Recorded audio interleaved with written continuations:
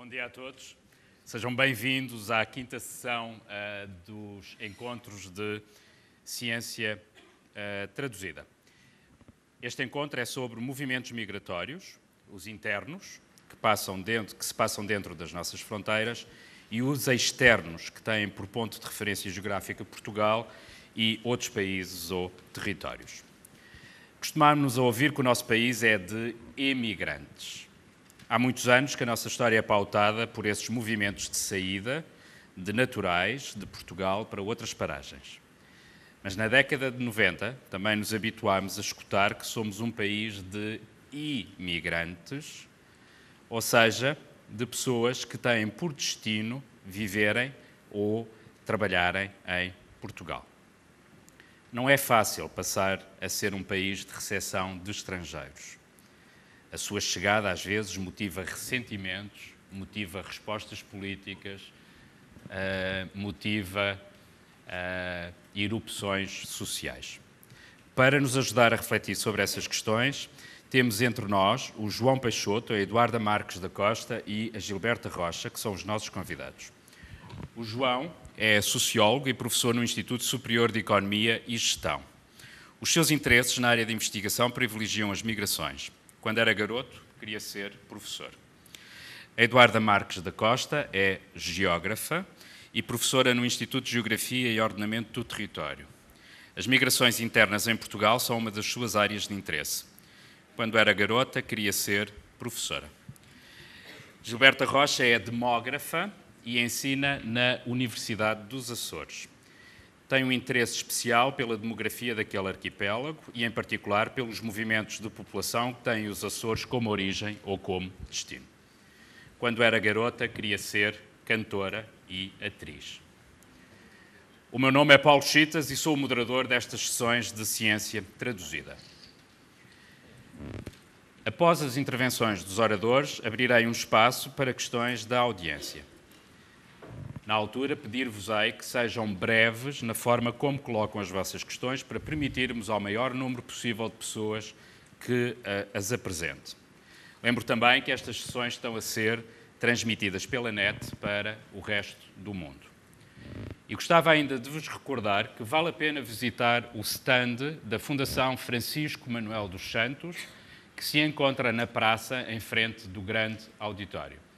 Nesse stand terão a oportunidade, se quiserem, de deixarem a chave que vos foi entregue quando fizeram a vossa inscrição para este encontro e nessa chave inscreverem um desejo para Portugal em 2030. João, é a sua vez. Porquê é que nos tornamos um país de imigração? Bom, bom dia ou boa tarde a todos. Antes de responder diretamente à sua pergunta, eu queria fazer a profissão de fé em humildade que todos nós temos feito. Estamos num encontro onde estamos a falar das tendências para 2030 e todas as pessoas, todos aqueles que têm falado nas diferentes sessões com maior ou menor humildade, têm dito que não sabem. Não sei. Ora bem, sendo esta uma sessão sobre migrações, eu acho que é particularmente importante destacarmos a importância da ignorância assumida que devemos ter. E queria-vos dar um facto e um exemplo disto que acabo de dizer. O facto é isto: se olharmos para os últimos 50, 60 anos, para os quatro factos básicos da demografia, que são os nascimentos, as mortes, as entradas e as saídas, porque o básico da demografia é quem nasce, quem morre, quem sai e quem entra. São os quatro fenómenos básicos da demografia.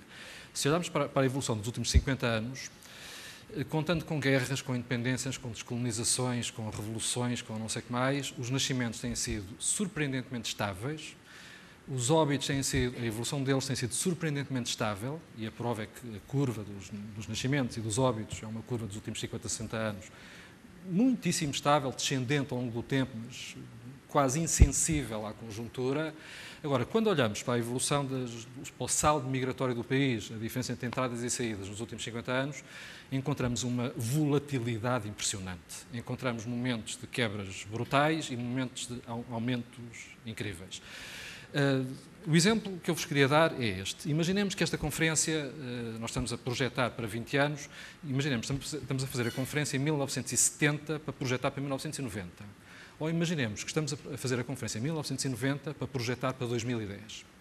Já podemos agora saber o que aconteceu, mas na altura não sabíamos.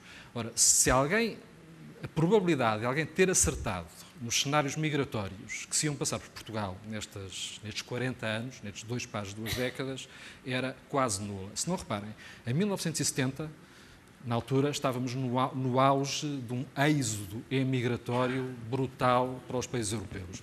1 milhão de portugueses saiu, sobretudo para a França, durante os anos 60. Em 70 estávamos nessa altura. Em 70 ninguém teria capacidade de imaginar, enfim, havia alguns sinais, mas não chegaríamos lá, que íamos ter o choque petrolífero, que faria com que a necessidade de trabalho nos países europeus, incluindo a França, diminuísse drasticamente e a necessidade de recrutar portugueses quase deixou de existir. Ninguém saberia que em 74 íamos ter uma revolução que atrás dela nos trouxe 500 mil pessoas que vieram das ex-colónias. Não sabíamos que íamos ter depois não sei quantas centenas de milhares de imigrantes que voltaram desses países europeus e também não sabíamos que em 86 íamos entrar na União Europeia. Isto é, os movimentos migratórios que são fortemente negativos na viragem dos anos 70 e enormemente positivos em meados dos anos 70 ninguém os teria vaticinado. Se o exercício fosse agora, em 1990, vaticinar para 1910, o que já podemos fazer... 2010? Peço desculpa, para 2010, exatamente. Em 1990, nós tínhamos acabado de entrar na União Europeia. O nosso otimismo era moderado, porque tínhamos saído de 2 intervenções externas. O FMI já tinha estado na altura, poucos anos antes, e não sabíamos ainda muito bem o que é que isto da União Europeia ia dar. Não iríamos saber que íamos ter taxas de crescimento económico como tivemos, de 4, 5% ao ano na viragem do século, que são os momentos dourados do crescimento económico português.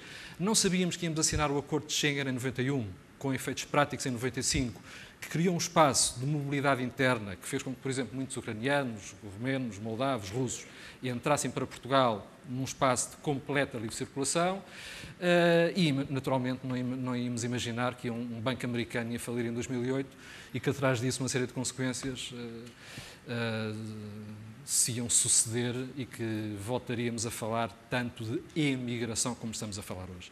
Nós pensávamos que a ideia da emigração estava terminada, pensávamos que Portugal não era mais um país de emigrantes e hoje todos nós falamos mais em emigração e poucos ainda se lembram que há 10 anos atrás o nosso problema eram os brasileiros, os ucranianos, os não sei quais, não sei Na verdade, João, nunca deixámos de ser um país de emigração. Ora bem, isto é uma sessão de ciência traduzida, portanto é uma ciência onde é uma sessão onde é suposto nós também trazermos para vós enfim, os resultados da pesquisa que foi feita, daquilo que nós, os investigadores, andamos a fazer nos últimos anos.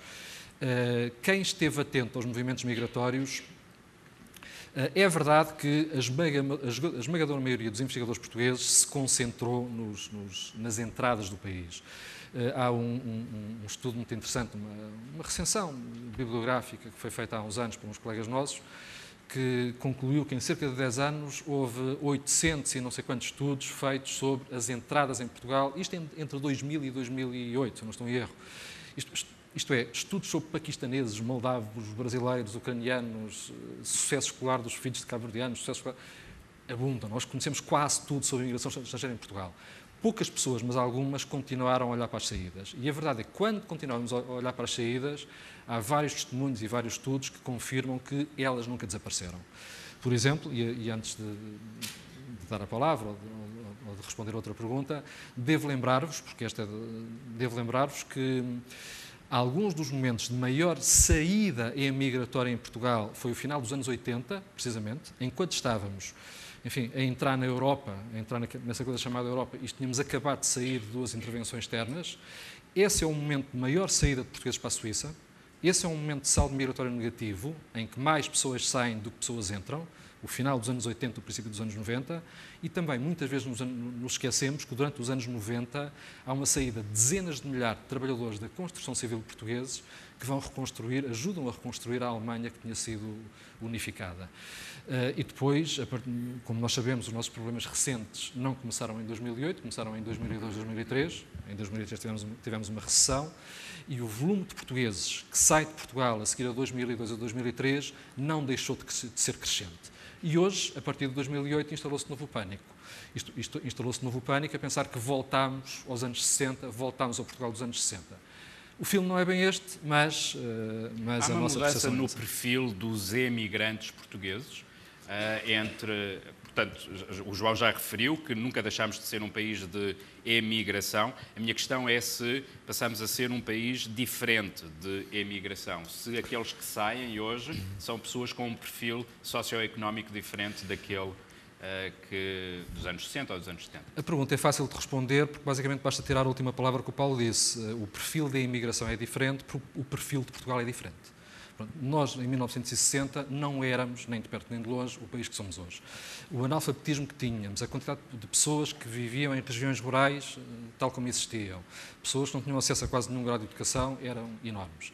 É normal que, mudando o país, tenha mudado o perfil de quem sai. Também é bom de ver que, é bom insistir que as necessidades de trabalho que existiam lá fora e que nos ajudaram a sair, também são hoje diferentes do que eram. Nos anos 60 nós estávamos na altura de grande crescimento industrial, indústria automóvel, indústrias pesadas nos países europeus.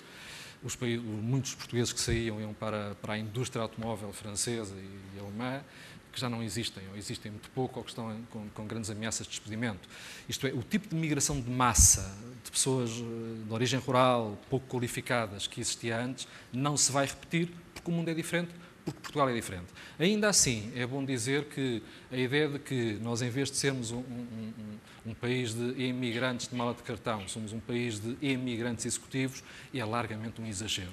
Pronto, os dados que temos, e são dados oficiais publicados pelo Instituto Nacional de Estatística regularmente, confirmam que mais de metade das saídas ocorrem da região norte do país.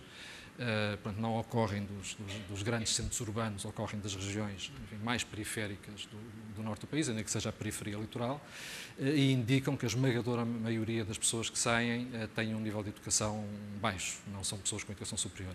Os últimos números foram publicados não há sobre drenagem de cérebros em Portugal, que é uma questão que se colocou nos últimos anos, de os mais qualificados que não têm aqui oportunidades procurarem uma melhor vida no estrangeiro? Bom, isto, como a expressão popular mais adequada a isto é dizer que não há fumo sem fogo.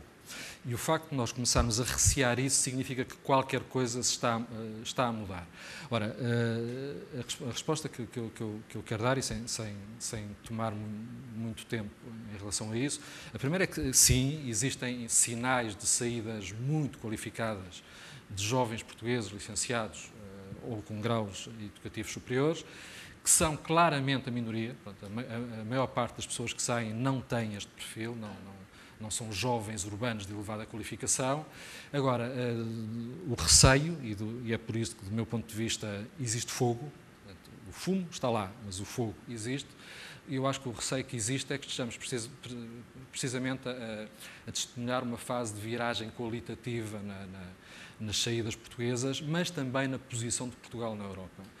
Porque é assim, Portugal, apesar dos muitos problemas que historicamente sempre tivemos, nós em 1960 éramos um país, enfim, que faz lembrar-me aquela fotografia da Islândia que nós vimos na sessão na sessão plenária desta manhã. Portanto, em 1950-60 éramos um país rural, cheio de analfabetismo, não sei o que mais. Agora, apesar disso, nós nunca tivemos êxodo de cérebros.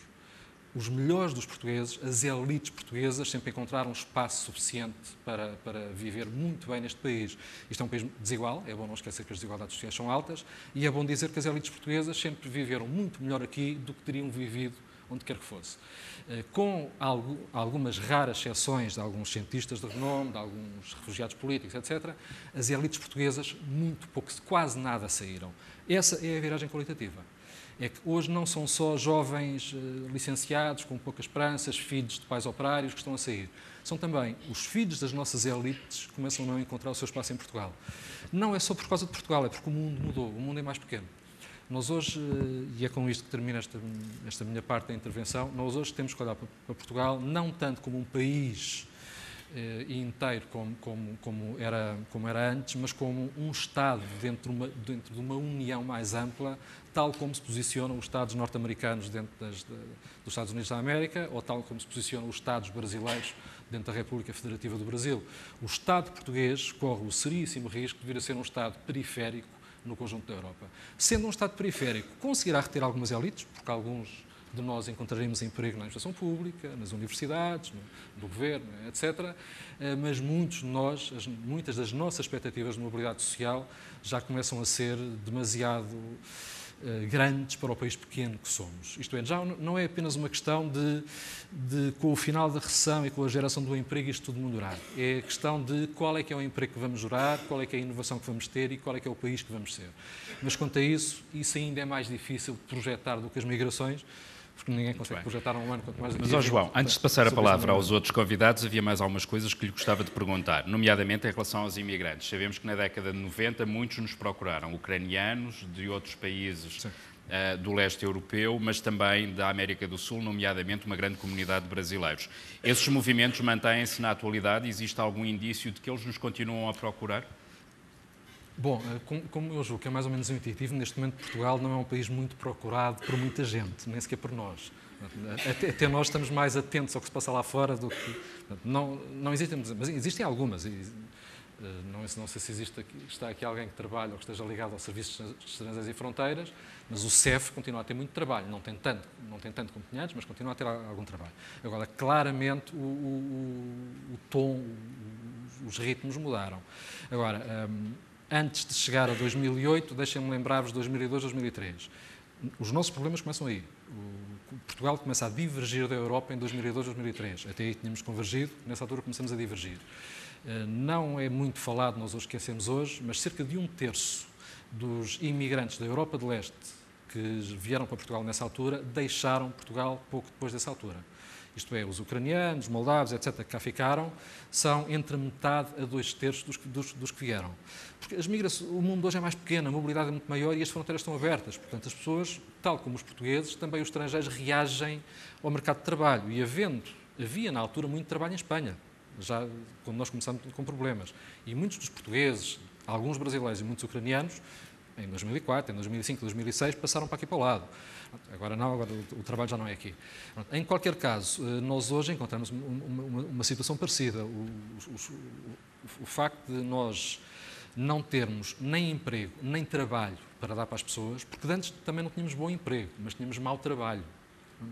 Nos anos da grande imigração, não havia bons empregos. Há muitos anos que as boas famílias portuguesas acham que os empregos para os nossos filhos não são abundantes. Agora, maus trabalhos sempre houve. Construção civil, trabalho doméstico, empregos nos restaurantes, etc. Portanto, os maus trabalhos, sem grandes direitos, ou sem grandes contratos, etc., sempre houve. Hoje nem uma coisa nem outra. Hoje nem temos nem bons empregos, nem mau trabalho. Portanto, o lógico é que existe alguma inversão dos fluxos. Agora, a inversão dos fluxos não é automática, porque decidir migrar não é tão complicado como decidir ter um filho, mas não se decide como quem vai comprar um fato novo ao centro comercial. É complicado, sobretudo quando temos a família instalada.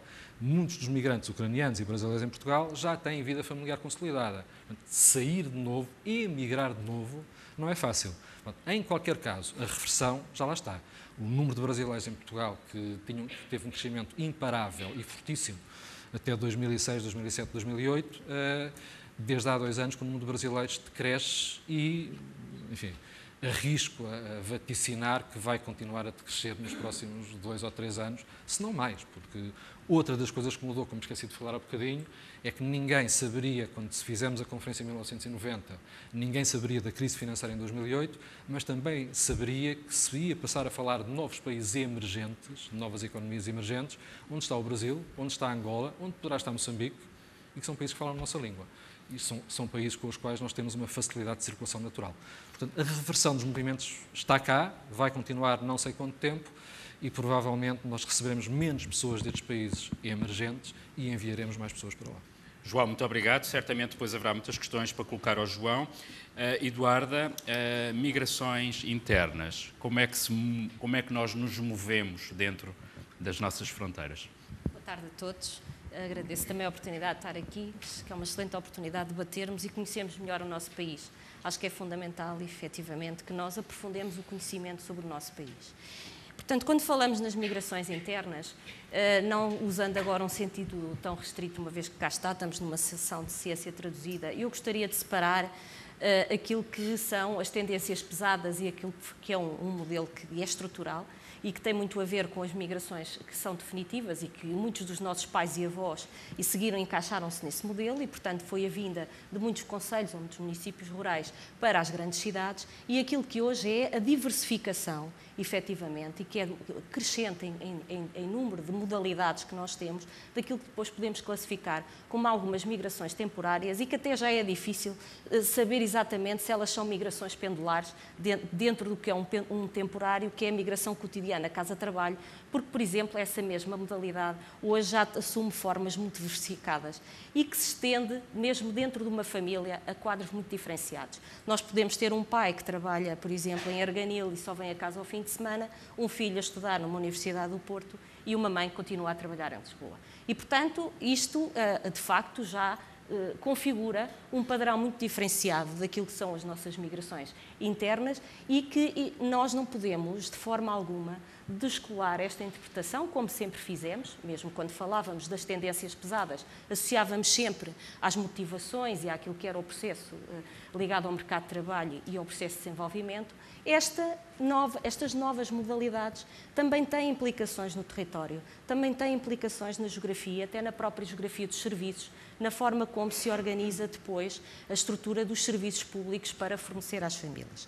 Portanto, tendo já como pano de fundo que nós temos uma tendência que é pesada e que se mantém, eu fui um pouco indisciplinada e acabei por não conseguir entregar a tempo os meus 4 ou 5 mapas que tinha previstos, mas um dos mapas que nos deve dar mais preocupação é aquele que mostra a variação da população por município, por concelho, entre 2001 e 2011. E nós continuamos a ter os tradicionais municípios do litoral, e agora já não são todos, isso é que nos deve fazer refletir, a crescer, e uma progressiva mancha escura, que normalmente está associada a um decréscimo, a uma negatividade de decréscimo dos municípios de interior, mas que neste momento o interior vai se aproximando ou vai alargando a sua mancha, nesta acessão de que vai perdendo população. Ou seja, e era importante nós entendermos que se o quadro que nós tivemos nos anos 50 e 60 e até uma parte dos anos 70 foi de perda do interior para o litoral, potencialmente para as duas cidades, nomeadamente para Lisboa, que era efetivamente onde se concentrava uma parte da industrialização, uma parte significativa da industrialização, tivemos uma bolha ou um sinal positivo que nós vamos encontrar durante os anos 80 e depois uma parte dos anos 90 e que tem a ver com aquilo que de facto foi muito positivo para o país, foi a urbanização associada a uma expansão dos serviços e a uma infraestruturação generalizada que deu novas condições às cidades médias e, nomeadamente, dentro deste quadro das cidades médias, nós destacamos as capitais de distrito ou as cidades que, entretanto, estavam muito melhor integradas dentro de uma malha viária e que se constituíram como alternativa, portanto nós chegamos ao final dos anos 70 ou 80 e uma parte de 90, como alternativa à grande cidade. Mas eu gostaria de frisar que os movimentos para as grandes cidades, os movimentos internos, são movimentos estruturais e que se têm mantido ao longo destes 50, 60 anos. O que aconteceu é que nós tivemos um período que ajudou bastante, ou que tem uma relação muito forte com a dinâmica económica que as nossas cidades mais pequenas, porque de facto falamos de cidades médias em Portugal, é para a nossa escala, elas são pequenas cidades naquilo que é o quadro ou na geografia europeia, não é? Mas quando nós falamos daquilo que foi positivo para capitais como Viseu, que hoje já não falamos em capitais de distrito, mas falamos em cidades como Viseu, Castelo Branco ou Vila Real, mas depois podemos incluir nestas outras cidades como é Mirandela e como foi o seu dinamismo nos anos 90 e, portanto, estas cidades constituíram-se como fator de atração, por todas estas razões que eu apontei, como fatores de atração alternativos às grandes cidades. Para além daqueles que saíam, como falou o colega João, os outros repensaram o seu fluxo e saíram, por exemplo, de concelhos mais rurais, com boticas ou outros igualmente rurais, para algumas das cidades e aí foi possível encontrar algum dinamismo. Quer dizer que essas cidades médias foram uma espécie de âncoras contra a desertificação.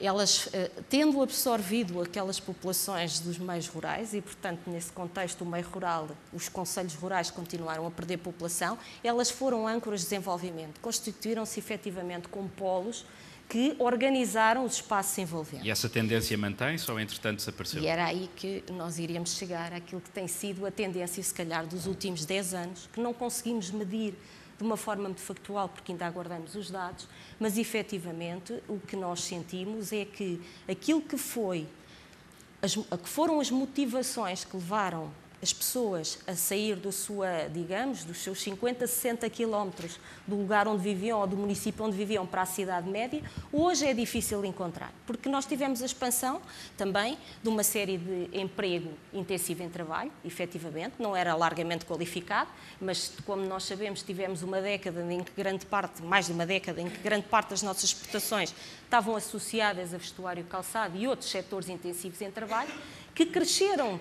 Muito desse setor intensivo em trabalho estava alocado nessas cidades. E, portanto, a população encontrava, com o seu estado de qualificações que nós tínhamos nos anos 90, encontrava uma alternativa de emprego nestas cidades e nas envolventes. Até conseguimos constituir quase eixos contínuos dentro de urbanização, dentro do interior do país e, portanto, muitas vezes falávamos no eixo da beira interior, no eixo que forçámos sempre em termos políticos de Constituição, por exemplo, de Vila Real e que vinha até Lamego, e mais alguns outros eixos urbanos em polos do interior, em áreas do interior, que constituíam o nosso voluntarismo para o desenvolvimento, mas que efetivamente não era só uma questão de voluntarismo nosso para o desenvolvimento, eles eram para os alternativos.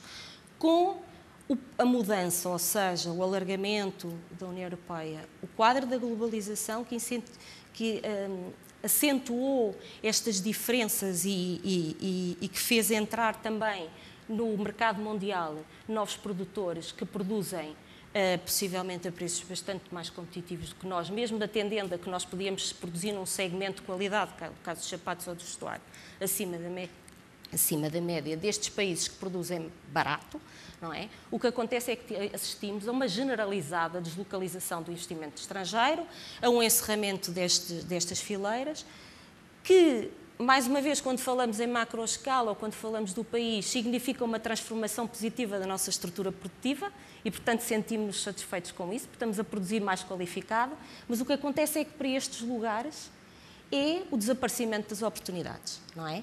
E, portanto, algumas destas cidades que tinham algumas das suas estruturas de emprego estavam associadas a um setor exportador, nos casos, e a outras, a um enorme número de serviços públicos, efetivamente, que também isso é uma verdade, não é? Nos anos recentes, o que nós temos vindo a assistir é que, com a crise, simultaneamente ao desaparecimento de algumas destas fileiras de produção e que deixam de constituir alternativas de emprego, nós temos também, pelo próprio decréscimo populacional que se foi fazendo sentir nestes concelhos e pelo próprio envelhecimento destes concelhos, uma racionalização dos nossos serviços públicos e, portanto, tendencialmente vamos assistindo ao encerramento das escolas, ao encerramento das unidades. Essa racionalização, do seu ponto de vista, era inevitável ou ajudou e tornou mais intensa essa desertificação? A saída das pessoas? A resposta que eu lhe vou dar não tem necessariamente a ver com aquilo que eu penso, não é? Com o que gostaria. Não, com o que gostaria. Com o que gostaria que fosse, não é? Acontece que num processo normal de organização há aqui uma opção política, não é? Sempre. Ou nós apostamos que há um custo que temos que pagar, que é o custo da ineficiência dos serviços para continuar a assegurar esses mesmos serviços, ou há outra opção política em que nós concentramos os recursos, num contexto de crise, concentramos os recursos onde eles são mais eficientes. Pronto. E isto, eu penso que os dois caminhos se tentaram cruzar aqui durante algum tempo, mas que a partir de uma certa altura há o caminho da eficiência em que eu tenho menos recursos e que eu vou ter que os concentrar onde eu efetivamente tenho maiores necessidades de procura, não querendo dizer que, havendo menos pressão sobre a procura em alguns lugares do interior, eles não fossem lá necessários. Okay. O que acontece é que a opção, estas duas opções, enquanto nós tivemos alguma flexibilidade nesta gestão financeira e se calhar pensando mais nas pessoas e menos na eficiência, e estando cruzado, e agora, claramente, esta questão da eficiência demarcou-se sobre a outra lógica, que era uma lógica de convergência, Pronto. E isso tem tido um efeito negativo, efetivamente, sobre aquilo que é a capacidade de polarização destes lugares. Eduardo, a vinda de tanta gente para os grandes centros urbanos, sobretudo no litoral, criou cidades doentes em Portugal? Temos cidades saudáveis? Na rede portuguesa de cidades saudáveis tem vindo a alargar o número, por exemplo, de aderentes, mas curiosamente, e não é por acaso, não é?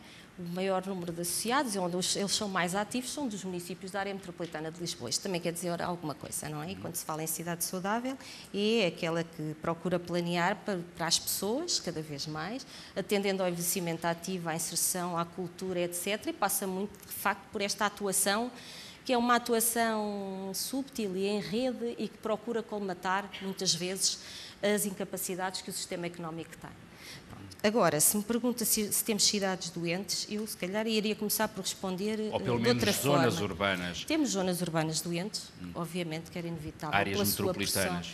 Sua pressão, a pressão que nós tivemos na sua construção e ocupação, e é muito importante que hoje pensemos aquilo que estávamos a falar na sessão anterior do envelhecimento e do forte envelhecimento da cidade de Lisboa, é uma coisa que hoje hoje quando falamos no hoje é 10 anos, vamos ter isso de uma forma incrivelmente acentuada também em muitos dos subúrbios, portanto, com ainda o problema de que muitos dos nossos subúrbios têm efetivamente uma qualidade do edificado bastante má, portanto temos estado a verificar que esses municípios como Sintra e outros, a pressão e a construção maciça durante os anos 80 e 90 e com menor qualidade vai-se refletir hoje e no futuro bem recente, também nessa degradação desse mesmo edificado, na degradação do espaço público, etc. Portanto, nós temos cidades, temos áreas que são doentes, mas eu queria chamar a atenção que alguns dos erros que nós cometemos em termos de crescimento ou de expansão urbana nas grandes cidades, também acabamos por os cometer nas outras que nós chamamos mais pequenas, não é? Não compreendemos que também quais eram todas as implicações de assentarmos um modelo de desenvolvimento e podíamos ter aprendido um bocadinho, os europeus todos, não é só Portugal, com aquilo que se passou na realidade americana, não é? Com aquilo que foi a tentação de pensarmos que a questão das acessibilidades e de uma mobilidade assente no transporte automóvel individual era um elemento que nos permitiria ultrapassar tudo. Ultrapassávamos o tempo que nós consumíamos, podíamos ir viver para mais longe, tínhamos flexibilidade para ir onde queríamos, multiplicávamos os nossos cotidianos, fazíamos muito mais coisas, desporto, íamos para casa, vamos ao supermercado, a seguir vamos ao ginásio, ou seja, isso é um facto. E isso significa, e não pode deixar de significar para nós todos, uma qualificação, uma melhoria daquilo que nós podemos, daquilo que é a nossa vida como urbano, e não só como urbano, porque, obviamente, se eu viver em meio rural a 30 km de uma área urbana, posso fazer exatamente a mesma coisa. Portanto, é a qualidade do indivíduo, mas depois esquecemos que, em termos da própria gestão, como depois tudo isso, não no indivíduo, mas na família e num coletivo, as implicações que isto tem, pode-se dizer que estes sintomas de doença que nós encontramos na grande cidade, já encontramos, e vamos encontrar ainda mais naquelas mais pequenas, onde nós pensávamos que afinal era tudo muito mais simples. Eduarda, antes de passar a palavra à Gilberta, queria ainda lhe fazer uma pergunta, que é, acentua-se muitas vezes os aspectos negativos do despovoamento de parte significativa do nosso território, ou da desertificação, não vamos aqui entrar nas diferenças entre um e outro, mas não há também aspectos positivos no despovoamento? Não é mais fácil o emparcelamento rural, por exemplo, em algumas dessas zonas? Não há melhores condições para o turismo em algumas dessas zonas? Estou a perguntar. Olha-se sempre para isso como uma herança negativa. Não há aspectos positivos? Bom, eu tendia também a sobrepor aquilo que são os aspectos mais negativos sobre os positivos, mas também temos que pensar que, e há alguns anos para cá, no princípio da minha carreira, ainda escrevia muitos aqueles artigos com as diferenças entre o litoral e o interior e que o tínhamos que atenuar. E há uns anos que a evidência mesmo de que o investimento comunitário nos ajudou-nos a convergir, mas uns com umas velocidades diferentes dos outros. E depois destes anos de lição, como tentámos correr, não é? Com velocidades diferentes para ficarmos todos mais ou menos iguais. E foi tudo acabou por acontecer. Hoje temos que encarar que há uma inevitabilidade neste processo de despovoamento com consequências negativas. Temos que o encarar. Agora, temos que saber responder e encontrar aquilo que me estava a referir como alguns dos aspectos positivos de como nos reorganizarmos neste quadro que é inevitável. E, portanto, quando pensamos mesmo nestas áreas de despovoamento, é muito diferente pensar numa área como a região centro, que tem uma enorme componente de floresta, uma menor densificação de núcleos urbanos e que efetivamente isso também não constitui um grande atrativo. Pode constituir um atrativo para o turismo, mas é uma fileira específica desse turismo, não é? De quando pensamos num Alentejo e num interior que, por exemplo, um bocadinho mais a sul de Évora e em que estamos com uma acessibilidade a uma metrópole que é uma acessibilidade relativa, não é? Se pensarmos numa hora e meia, 2 horas de distância. Ou seja, a questão da acessibilidade e do posicionamento relativo de cada um destes territórios faz com que nós tenhamos que lhes configurar diferentes destinos, inevitavelmente, não é? Eles vão ter diferentes destinos, vão ter diferentes especializações. E quando referia esta questão do emparcelamento, eu não iria tanto por aí. Eu iria mais por uma questão que pode ser provocatória, que eu espero que depois que alguém retome na questão das perguntas, será viável nós pensarmos que as pessoas que num contexto de crise hoje, as pessoas que aqui estão e que nas grandes cidades e que têm dificuldades de emprego, consigam ir, eu não estou a dizer que não vão 3 ou 4, ou 5 ou 6, mas estão disponíveis mas estão para disponíveis regressar, de facto para regressar. Porque há aqui uma componente que eu não posso deixar de frisar. As decisões, sendo, e como dizia a Filomena, a decisão de ter filhos é individual. Mas esta decisão da mobilidade já não é individual. Porque quando eu tenho um filho com uma idade de adolescente e que o ensino, a questão da educação é vital, vou pensar 2 vezes. Se estiver divorciada, eu não posso pegar nos 2 filhos e ir-me embora sem saber se a outra pessoa estará disponível para isso. E, portanto, aquilo que pode ser uma oportunidade, e que nós estamos sempre aqui a falar, que a crise pode ser uma oportunidade, não é?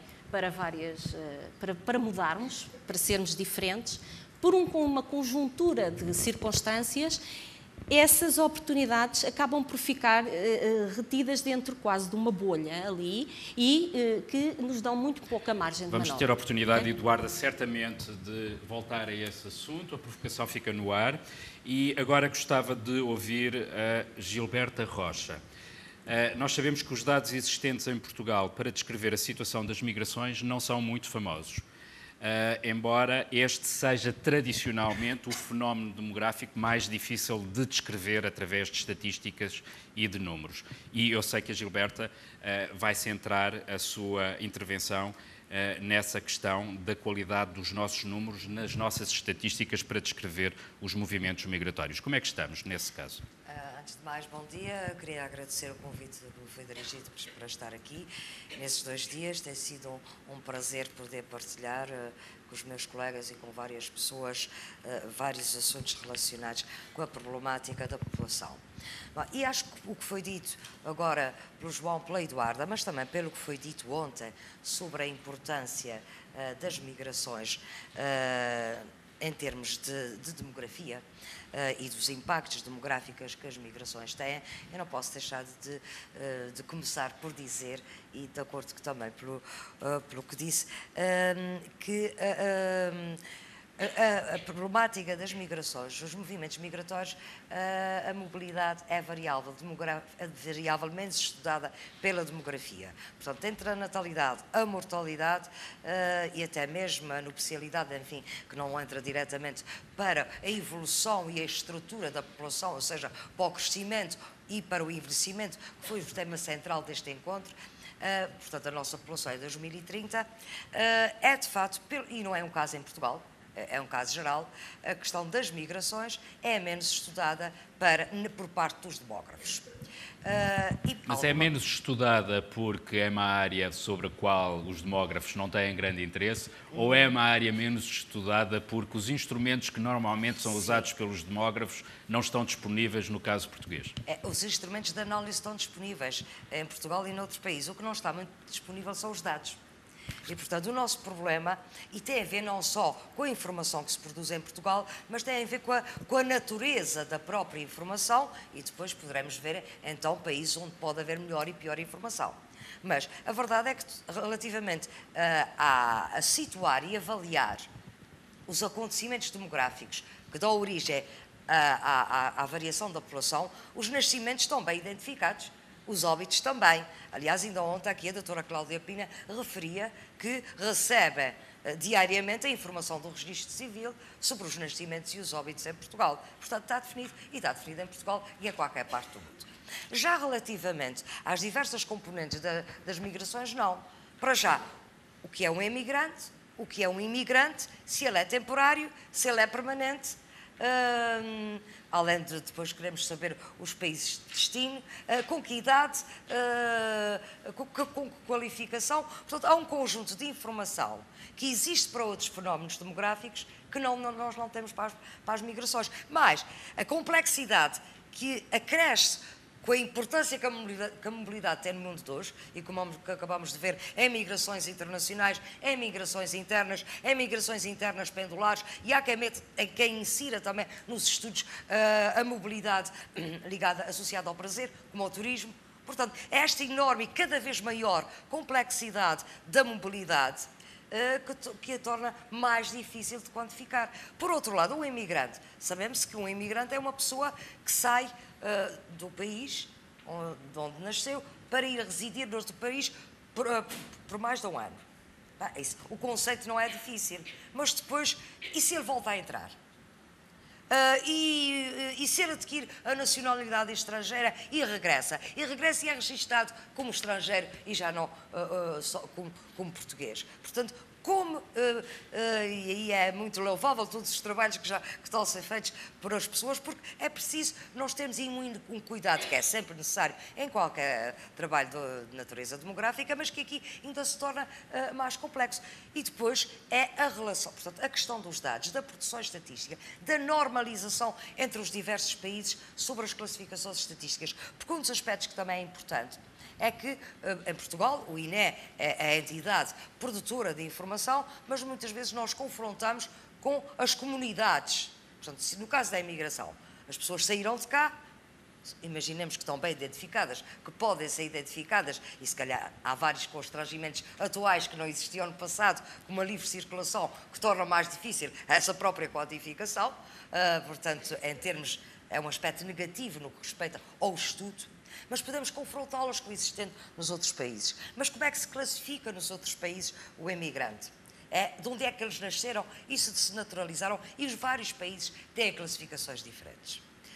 Portanto, isso aí, essa normalização tem sido conseguida, nomeadamente no espaço europeu, tem-se procurado melhorar, mas há uma diferença, de facto, e uma dificuldade acrescida relativamente a esta questão. Portanto, há a própria natureza do fenómeno. A natureza do fenómeno implica produção estatística diferente, mas também não é só por isso. Há também, e até já tem sido falado agora e noutras de forma talvez mais indireta, mas também por outras pessoas, a importância das políticas públicas. Bom, mas quando a gente fala em políticas públicas internas é uma coisa, e a concepção e as políticas dos outros países, para onde vão ou de onde vêm os nossos migrantes.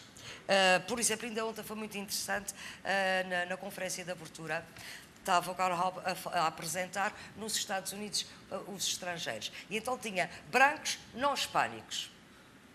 É uma coisa que em Portugal nós não temos esse tipo de classificação. Nós temos os nossos imigrantes estão por países de origem. Não estão por... E, aliás, nós, se quisermos estudar a comunidade portuguesa nos Estados Unidos, estamos inseridos nos brancos não hispânicos, nós somos hispânicos. Portanto, há todo um conjunto de situações para deslindar, para se fazer um estudo aprofundado, que são bem maiores das que existem nas variáveis da natalidade e da mortalidade. E, portanto, eu acho que tem que se pensar, porque, no caso dos Estados Unidos é muito interessante, porque eles fazem sempre essa diferenciação e serve muitas vezes para campanhas eleitorais. Temos, em dinâmica demográfica, e agora relacionado com outras variáveis, a natalidade dos brancos, a natalidade dos hispânicos, a natalidade dos negros. Em Portugal isso nunca foi permitido. Desde a Primeira República, que a raça não foi permitido aparecer no censo. Portanto, tudo isto complexifica bastante o próprio estudo das migrações, designadamente numa ótica demográfica. E então, que produção de dados é que nós temos? Vamos dizer que em Portugal é mais difícil, é verdade. Há países que têm melhor informação estatística relativamente aos fenómenos migratórios do que em Portugal. Porque há uma coisa que é fundamental e foi visto ontem por causa dos cenários. Portanto, para ver a estrutura da população, não temos que saber o sexo e a idade. Aliás, isso é fundamental em qualquer análise demográfica que se faça. Portanto, sabermos o sexo e a idade. Mas também, ainda há pouco, a Eduarda estava a referir, e não é só agora para as migrações, que era a questão do Estado Civil. O Estado Civil, que alertou se a pessoa se pode movimentar ou não, relativamente aos filhos, e essas situações são cada vez, na sociedade moderna mais complexa, são fenómenos cada vez mais preponderantes. E que qualificação? Perguntou também há pouco, mas então é fuga de cérebros? Não é fuga de cérebros? Então também temos que saber a qualificação. Por outro lado, os imigrantes poderiam ser importantes, não só em termos de estrutura demográfica, mas de uma estrutura demográfica associada à estrutura económica. Então, os que entram, que qualificações que têm? São superiores às qualificações dos nacionais? Ou, porventura, têm mais qualificações e os empregos que há pouco foi referido? Gostava então, ou seja, já percebemos que é de facto difícil e que falta muita informação sobre os que nos procuram para aqui viver e os que daqui saem para viver noutros sítios, mas quais são os dados de que dispomos? No nosso cotidiano, no nosso dia-a-dia, quem se interessa por estudar ou compreender o que é que se passa em termos de movimentos migratórios, o que é que tem ao seu dispor? Bom, nós temos ao nosso dispor os dados fornecidos pelo Instituto Nacional de Estatística. Que nos dão informação sobre? Que nos dá informação sobre os emigrantes, em trabalho conjunto com o Ministério dos Negócios Estrangeiros, designadamente através do inquérito aos movimentos migratórios de saída. Só que depende do inquérito. O inquérito ao emprego, que tem melhorado bastante. Qual é a periodicidade desse inquérito? O inquérito suponho que é trimestral. As pessoas do INEP poderão confirmar, mas é trimestral. Só que este inquérito tem vindo a melhorar. Tem vindo a melhorar não só nas questões, mas na sua representatividade. Porque para se poder tirar eleições é preciso que o inquérito tenha representatividade estatística. Tem bastante, tem melhorado. É bom para a globalidade do país, não é bom para todas as regiões do país. Okay. Portanto, se nós depois quisermos entrar num estudo que não é da globalidade, mas é regional, percebemos como é, aí torna-se ainda mais complicado. E que informação é que temos sobre aqueles que nos procuram para cá residir? Aí temos os imigrantes, portanto, está a falar da imigração, dos Sim, que nos da procuram, imigração. os imigrantes, temos a informação produzida pelo INE e a ligação com os serviços de estrangeiros e fronteiras, onde nós temos os imigrantes por proveniência, os imigrantes designadamente por sexo, por proveniência. Eu estava a pensar numa outra questão, que é também importante, é que nós quando analisamos, isso agora por diferenciação das outras variáveis, analisamos o número de nascimentos em cada um dos anos, analisamos o número de óbitos que foram apresentados em cada um dos anos. Nós, em termos de migrações, muita da informação está mais em stock, ou seja, do que existe, quantos estrangeiros existem e não tanto dos que foram entrando e muito menos dos que foram e dos que foram saindo. Portanto, há também uma análise, e agora ia entrar na segunda parte, não sei se estou dentro do tempo ou se estou já fora. Temos uma segunda parte minúscula. Era uma análise que tem a ver com os fluxos, porque também me falou na dificuldade dos dados, que tem a ver com os fluxos e que tem a ver com os estoques, ou seja, com os conjuntos que existem. Porque relativamente aos nascimentos, há aquele conjunto de fluxo, há o fluxo ao longo dos anos, mas depois as pessoas entram na população residente. Nasceram, fazem parte da população portuguesa. Os, que consta dos censos, que também são decenais. Os que morrem saem do sistema. Portanto, essa análise dos que entraram e ficaram, permite-nos e dificulta-nos esses dois tipos de análise de dados e de fluxos. Por outro lado, teria de dizer, e outra, não sei se posso ainda, Pode. que é a questão dos indicadores que se podem calcular com isso. Podem-se calcular, e ontem foi muito falado, taxa bruta de natalidade, taxa bruta de mortalidade, a taxa bruta relaciona com toda a população. E, portanto, é relativamente pouco, quer dizer, é muito rudimentar. E, portanto, os meus colegas apresentaram indicadores mais sofisticados, tendo em conta a idade em que as mães têm as crianças, a idade em que se morre, pois a idade em que se sai e a idade em que se entra é muito mais difícil. É preciso ter, efetivamente, essa informação para se poder fazer indicadores que sejam mais adequados aos estudos. Isso, indicadores diretos, porque há indicadores indiretos que têm muito a ver, porque se a gente comparar os que a população que existe, fora os que nasceram, com os que nasceram, menos os que morreram, tem que dar os que entraram. Estima-se indiretamente, muitas vezes, os saldos migratórios. Os indiretos, um deles é importante, o método das componentes principais, que a professora Maria João Valente Rosa fez um estudo importante sobre o impacto da demografia dos imigrantes na demografia portuguesa, precisamente na estrutura, e isso é feito normalmente por métodos indiretos, os métodos que permitem também as projeções demográficas que foram apresentados. Eu peço desculpa se não foi muito claro, ou da área não, foi claríssima, Gilberta, e eu agradeço-lhe imenso. Acho que foi claríssima a forma como nos apresentou a questão sobre os dados que existem em Portugal para caracterizar, descrever os movimentos migratórios, e agradeço-lhe por isso. Chegou a altura, minhas senhoras e meus senhores, de ouvir as vossas questões.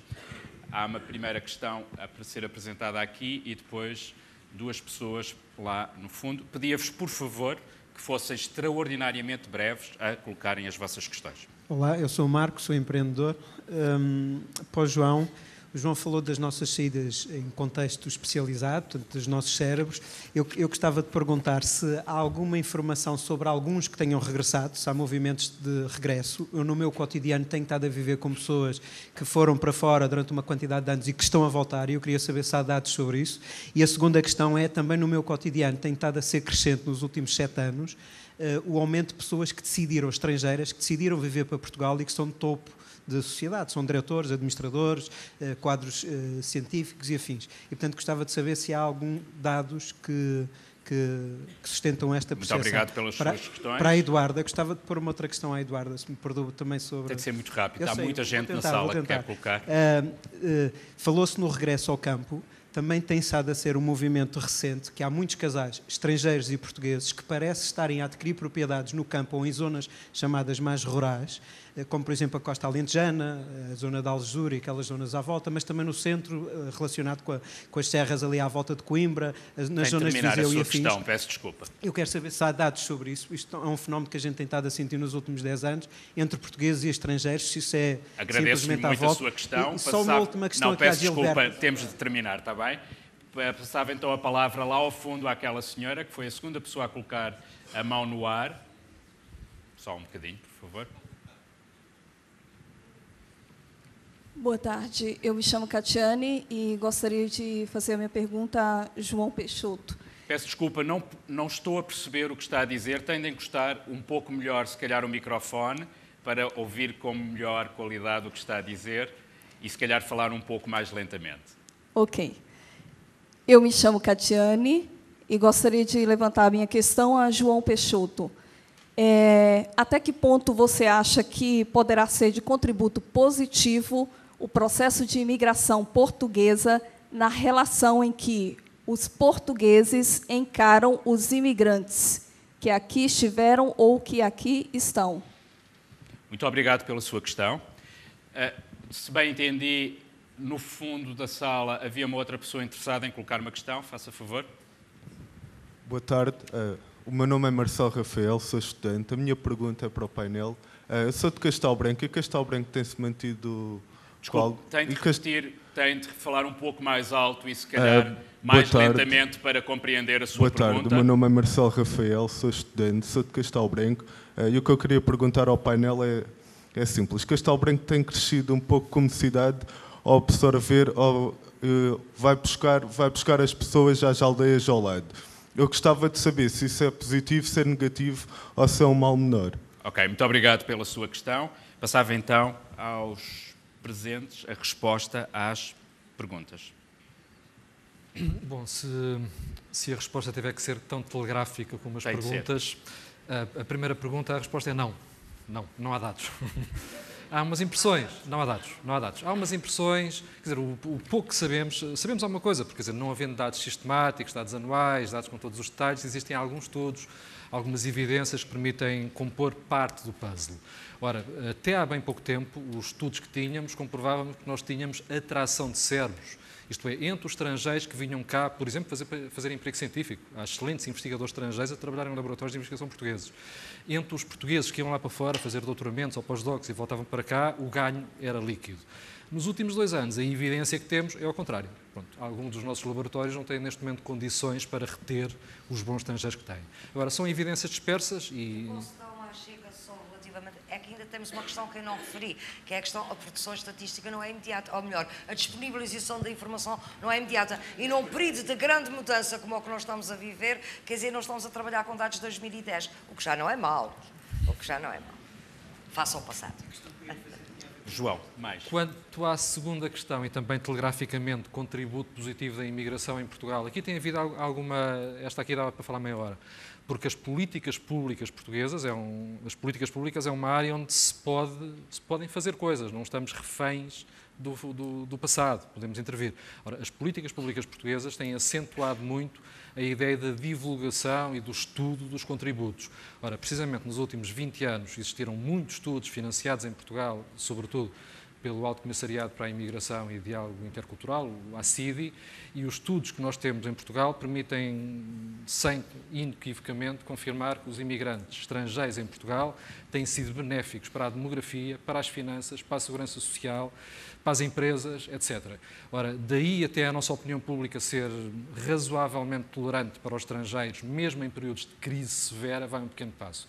Portugal é um país onde, ao contrário de outros países, para lá dos Pirineus, não há problemas de anti-estrangeirismo grave. Muito obrigado. Relativamente à sua questão sobre o regresso ao campo e os dados, efetivamente, se tivermos agora os resultados do Censo 2001, vamos apanhar algum movimento que tenha, por exemplo, a ver com os 5 anos e a gente vai conseguir compreender isso.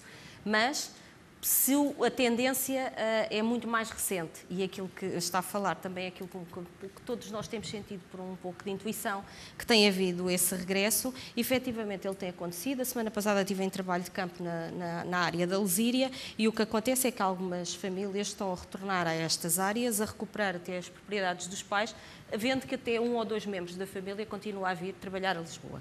Bom, isto é de facto um novo modelo e foi a crise que proporcionou esta revalorização da agricultura exatamente porque desvalorizou a componente da expansão urbana e do imobiliário. Ou seja, há aqui um reapontar de baterias para uma outra coisa que pode vir a ser produtiva e uma alternativa.